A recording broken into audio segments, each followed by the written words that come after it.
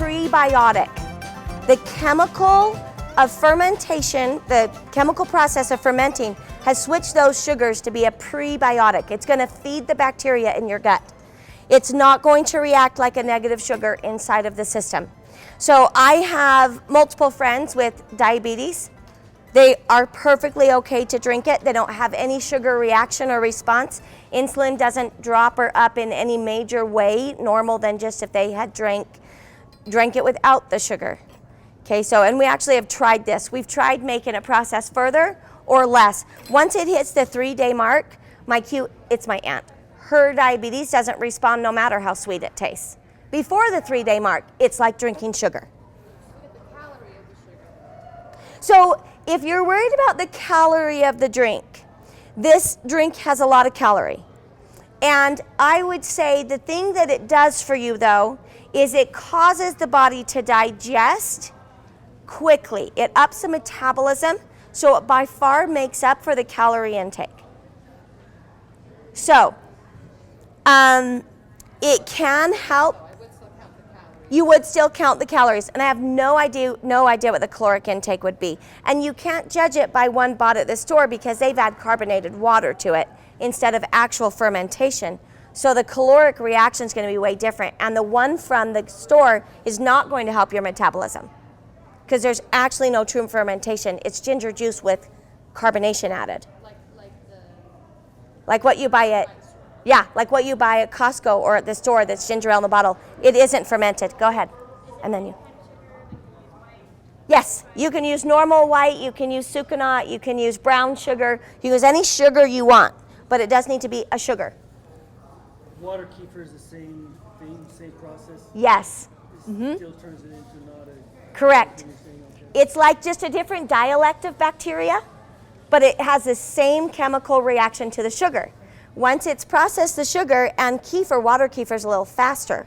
So it'll process the sugar faster than the ginger does. So you only need to have that go like 36 hours, where this will go 72.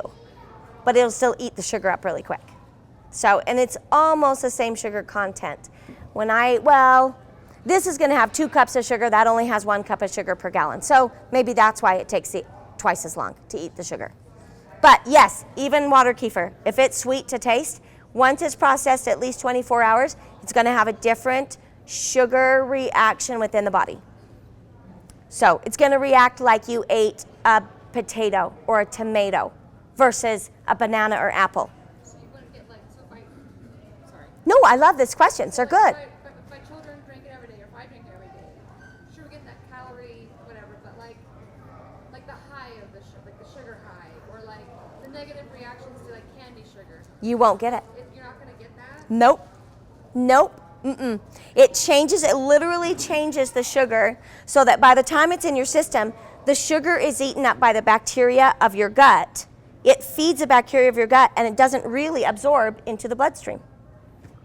When your sugar is not processed, chemically changed, the sugar itself absorbs into the bloodstream, and now your body has to break it down with insulin, and then you get the glycogen back, then you get the teeter-totter of insulin and glycogen and the ups and downs.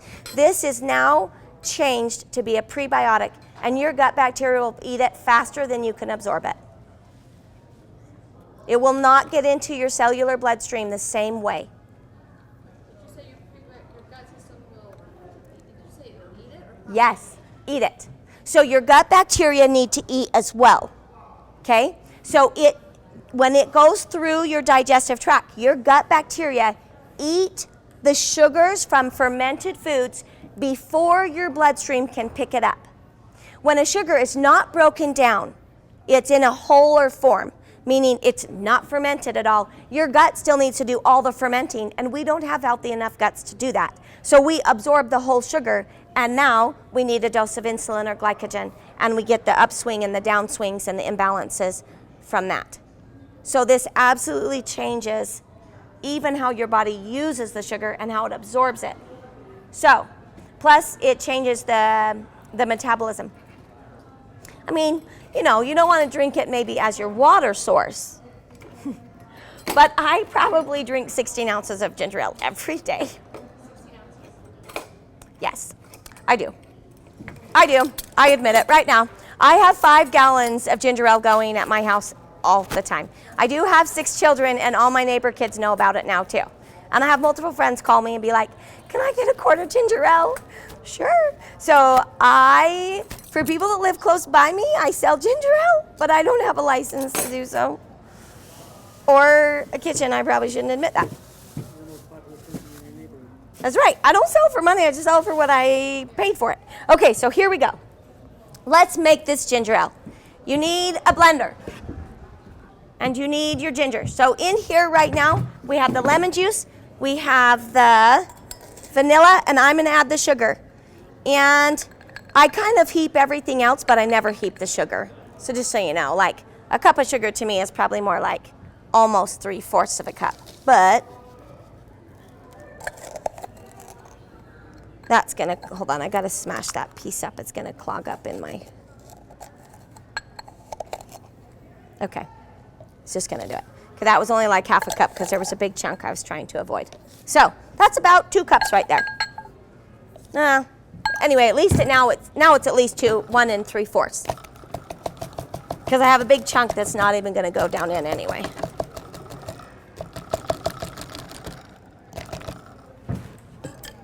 Okay. All right. Who will shake this for me while I'm doing the next spot? Hold on, I gotta get the lid. Here we go. All right. Let me add a little water. Not the brine water. Okay. We're just gonna pour in a little water here so we can melt this up. It's about 1/4 of the gallon that we're gonna need. Right? This is not science, it's just for fun. Will you just shake that for me? So when it says warm water, it doesn't need to be heated? No, and you can heat your water. I'll tell you why, and the instructions say to heat your water because it dissolves the sugar better. But also, if you don't bring it back down to room temperature, it will kill the bacteria. So I never heat my water, even though the recipe says that. I just let my sugar take time to digest. Like, this is the bottle we made this morning. Let me show it to you. And you can see the sugars have settled to the bottom. So all I'm gonna do to fix this problem, along with the ginger, is I'm just gonna pop this off. And I'm just gonna reshake it. And I'm gonna do that, I don't know, once or twice a day. And by the second day, it usually doesn't keep settling. It's got some bubbles going and it stirs itself. See, look at that. It's already doing pretty good. And we only made it this morning. But it's gonna take 3 days on the counter. Okay, so now let's finish making this. So I want, I'm gonna do a pretty gingery ginger ale. Not too much ginger. I washed this before coming. This has been washed and rubbed off, okay? So I don't pill it. We're gonna do a little more. Okay, so about that much in a blender. What do you mean rubbed off? I just use my hands to rub off the dirt, right? Instead of any type of scrubby brush or sponge, I only just rubbed off all the dirt or anything I could see that wasn't good. Okay. Say it again? You can. So with frozen ginger, you just use like, I don't know, maybe 1/4 of a cup.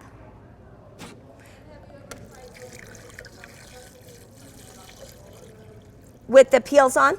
Yes, that ginger has a peel on. Yep, I never take the peel off. In fact, it will be less successful if you take the peel off. The peel has certain bacteria that are really healthy for it. Okay, I'm gonna blend this. It's gonna be noisy for 1 second. I'll be right back.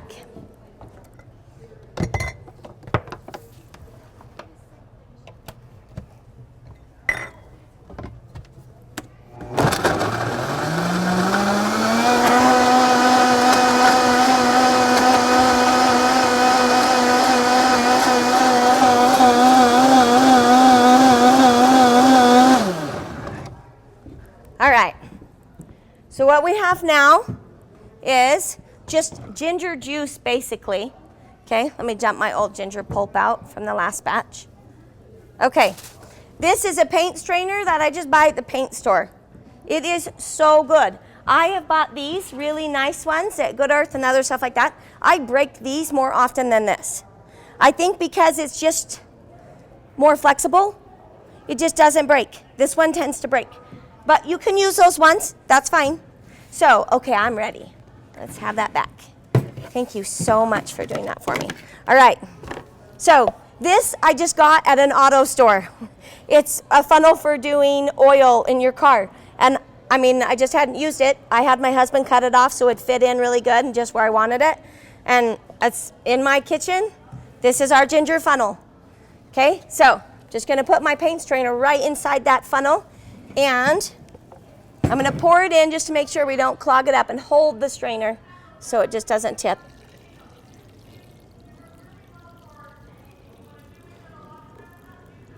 Okay. Okay, just gonna let that strain out. I'm gonna grab this. I'm just gonna kind of squish the juice out. There we go, see all that yummy juice falling in? So now I just have ginger pulp still left in my bag. I'm gonna reuse the pulp one more time. So for anyone new coming, you can come and get a recipe. They're right up here. I'm doing ginger ale, but you can take any recipe you want. Okay, I'm gonna blend it one more time. Blend it twice, it's really best. So I'm gonna take this and blend it one more time. So in it again right now, there's lemon juice, vanilla, sugar, and just water with some ginger juice. Let me blend it one more time.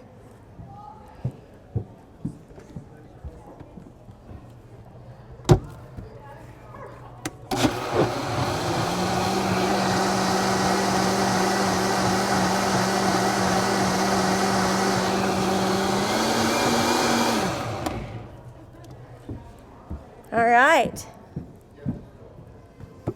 And we just repeat the action. We're just putting that juice in there. Now, don't put the pulp in. It's too much. So maybe the lemon pulp might be too much. It's too much sugar. It will go alcohol-y. So don't put the pulp in. Only the juice, okay?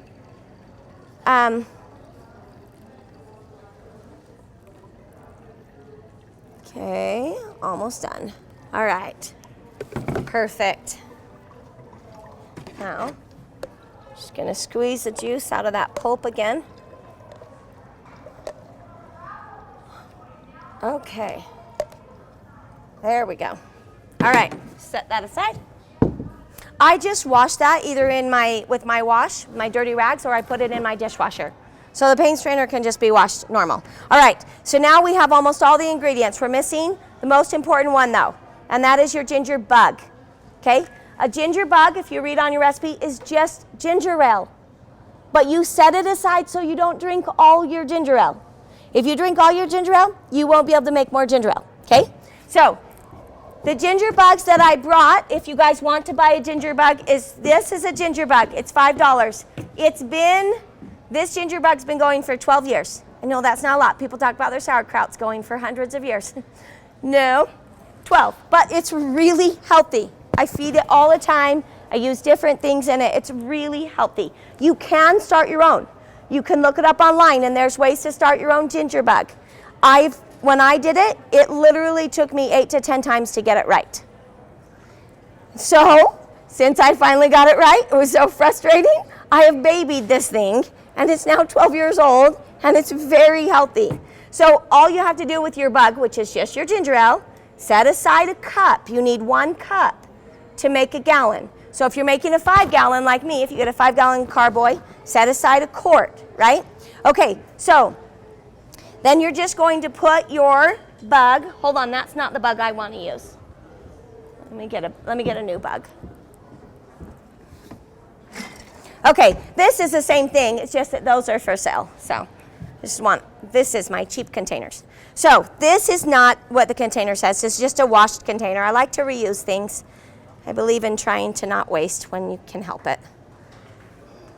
That has built up a little pressure. This is going to be so good. So this is about a cup. It's not science again, okay? So I could measure it, but I just know I want about a cup. So this container is 14 ounces. So I need 8. I need a little more than half.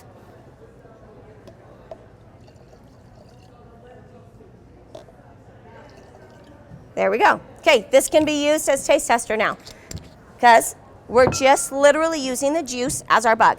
Now, all the ingredients are in here, right? We've got lemon, vanilla, ginger juice, water, sugar, ginger bug. Okay, the only thing we have to do to finish this off is top off the water. Okay, so we're going to bring the water level up to just about an inch below. Just a little more, right there. Okay, now, if you don't have a carboy and you don't want to buy a carboy, she has them for sale. If you have a gallon jar at home, I have it already out here.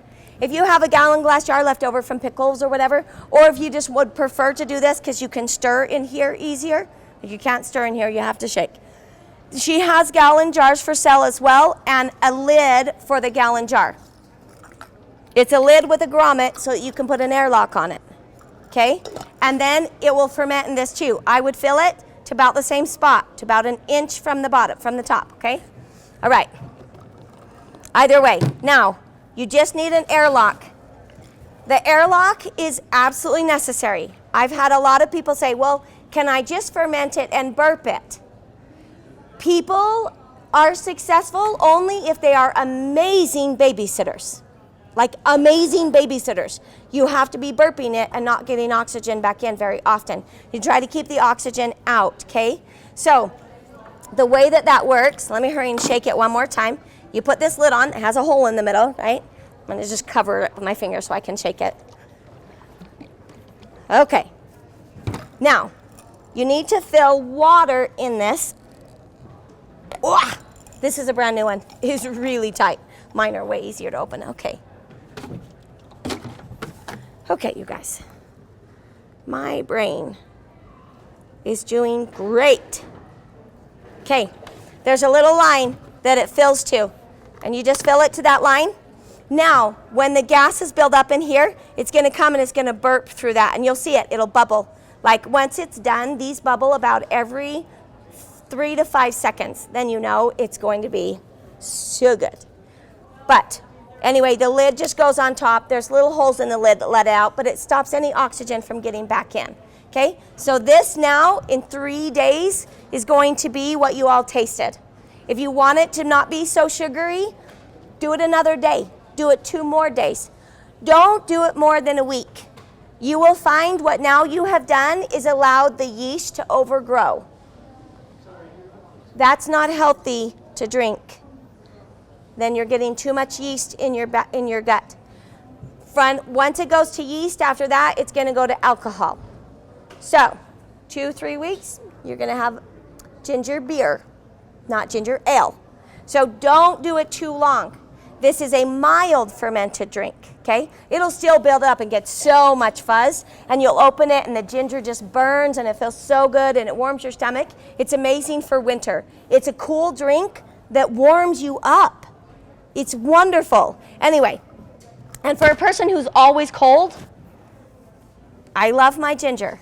All right, this is done. If anyone wants to buy this, it's $8 because of the ingredients inside, and then you just pay Shireen for whatever the bottle and the carboy and lid costs. So if anyone wants to buy this one, just speak up for it, and I'll set it aside, and that's for sale. If not, I'll take it home. My family won't feel bad. What's that? Okay, perfect. It's yours. Okay. Does that go in the fridge then after? Oh, good question. After 3 to 4 days, you're going to rebottle it into bottles that seal. Okay, so I do have this one right now, and there's that lid you saw, which actually I need to grab another one. This is my lid. When you grab this, make sure you grab one of these. They're right over there. You need one without a hole. So sometimes, like especially if I know we're going to have family over and we're going to be like, John and I both have large families. We're both 6 out of 7. So when our families come over, they easy drink 2 gallons of ginger ale in a night. I will just put it in my fridge with this lid on. But most of the time, that's not the case. Most of the time, it's just us drinking it a little bit. So I use leftover jars that people give me. Like my sister-in-law loves the stored kombucha, so she buys these and then she saves her bottles. I wash them with really hot water and I reuse them for ginger ale. I just put this lid on, it seals tight, I put it in my fridge. It will be good in your fridge for like 6 weeks to 2 months. without making, it tastes delicious. It will get a little more yeasty and a little more yeasty, but if you put it in the fridge, it's amazing. So let me re-go over the steps though. Once it's done, once it's made like that, you sit it on the counter 3 days. If your house is really warm, it might only be 24 hours. So you do need to pay attention. You need to open it up and just give it a little taste. If a lot of the sugar is eaten up and there's just a little bit of bubble to it, you're good, okay? Or if you pop the lid and it's like, just taste and see if the sugar is at the right content you want it to be. 3 days is usually what we do. This is actually a little sweeter than we normally drink it, but I knew it would be out on the counter, so I didn't want to bring it too done and have it, because it's still processing right now. It's not in the fridge, okay? So anyway, you bottle it, you put it in your fridge. You bottle it, you set it on the counter bottled for 12 to 24 hours. It should say that on your instruction. Then you put it in the fridge.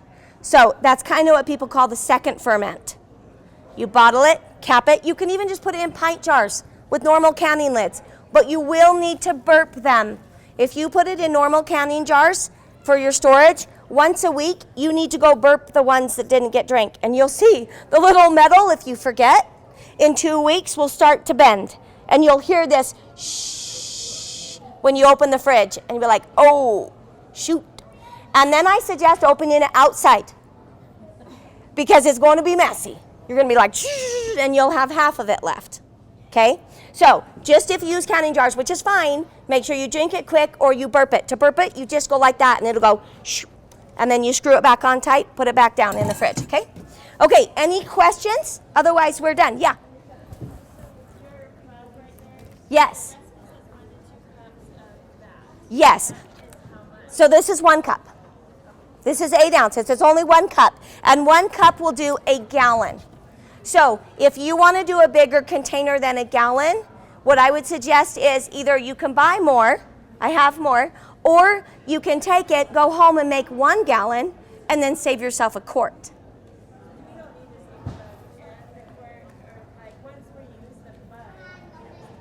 You don't need it anymore, because this is just ginger ale. So you set it aside, though. If you don't remember to set it aside, you won't have a bug next time you want to make it. So, good question. If you buy this bug, or if you're just keeping your bugs, how long can you keep them in the fridge and just have them be good? Once you finish the process, you put them on the counter, you don't second ferment your bug. You just put it right in the fridge. Like all the ones you're going to drink, stay on the counter for 24 hours. It's fine if it does, but you don't need to. You just put this in the fridge and it can sit there literally for up to like 9 months. And I say that because I had one sit for 9 months. This last year we had an accident in our home and we had to move out for 9 months while repairs were made. And so I didn't make it for those 9 months, but it just stayed in my fridge. And mine is a quart because I make 5 gallons at a time. So which isn't a cup to a gallon even, right? Because it's 4 cups to 5 gallons. So you don't need a whole cup to a gallon, but you just want about that much. So anyway, I just took it out maybe 5 times in all those 9 months and just burped it and put it back in. But that's also why you don't want to sit this on the counter that extra 12 hours, right? You'd have to burp it a lot more often. It just gets more active. So I just put my bug away right away. Stop that fermenting process, yeah. You don't have to feed it. You don't have to do anything to it. You just keep it. You have to burp it. You just keep it in your fridge. If you have it like in an airlock type lid like this, sometimes we'll keep them in these type of containers that have like the pretty little this type of thing. You don't have to burp them. But if you don't, when you open it up, you better open it outside because it's going to be like Mentos in Coke. And then you'll have a half of it left. It's still good, but it's going to be super built up. So burp your jars. That's the only thing. If they're in there for more than a month, burp them. If you're using a canning lid, you only get 1 week and you need to burp it. Okay? Okay. When you put the nutmeg in your nutmeg? I did it right at the beginning. Oh, did you? Yep. And you can either use like a teaspoon of nutmeg powder, but I actually just had a nutmeg, a whole, and so I just did the zesting thing on it. and put it in. Now, anybody that didn't get a recipe or didn't get a taste, come and get it. I do have to clean up because somebody else is teaching a class right now, so I have to get out of the way. But I'll be here if you have any questions. You can still grab me and ask.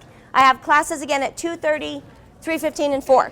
So and here's the recipes. It looks like I'm out of beet kvass recipes. If you want one though, you can just, I don't know, I can bring more to Shireen's place later, or I can have her post it online for you. Something like that. Okay. Where do we pay for? Oh, yes, yes. Here's the bugs. I'm so sorry. Thanks. Thanks for asking. So you can pay for it up front and just tell them, or you can Venmo me, or you can pay cash. Here's one set of bugs, and here is another set of bugs. Okay, and if you didn't get a sample, go get a sample. There's 3 different flavors. I'll clean up everything else and leave these out so you guys can sample. This is a lemony ginger ale. This is the one with the nutmeg. And then these brown bottles, let me see if there's some. Here, these brown bottles are just normal. This is beet kvass. Go ahead and have samples.